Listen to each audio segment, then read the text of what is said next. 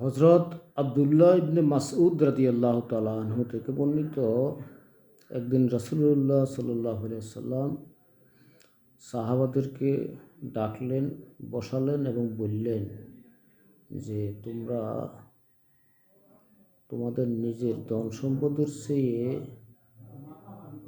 আত্মীয় স্বজনের ধন সম্পদকে কি বেশি ভালোবাসো?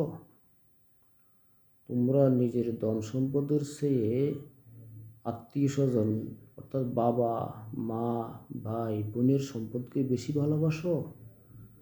তোমরা কি আত্মীয়তার সম্পদকে বেশি ভালোবাসো?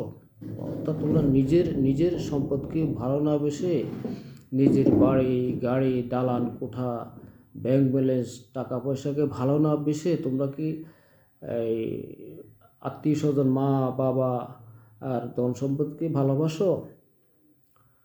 তখন সাহাবায়ে কেরাম বললেন যে না ইয়া রাসূলুল্লাহ, আমরা নিজের ধন সম্পদকে ভালোবাসি, আমরা আত্মীয়ের ধন সম্পদকে ভালোবাসি না। তখন রাসূল সাল্লাল্লাহু আলাইহি ওয়াসাল্লাম বললেন যে নিজের ধন সম্পদ বলতে কি বুঝেছ?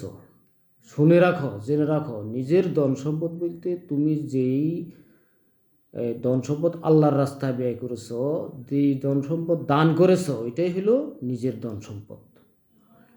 এটাও হলো নিজের ধন সম্পদ। অর্থাৎ তুমি আল্লাহর রাস্তায় যা ব্যয় করেছো ওটা হলো তোমার নিজস্ব সম্পদ, ওইটা তোমার নিজস্ব সম্পদ।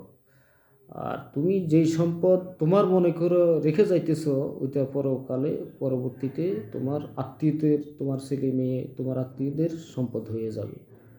আর তোমার সম্পদ তুমি যেটা দান করে যাবে, এটাই তোমার নিজস্ব সম্পদ হবে।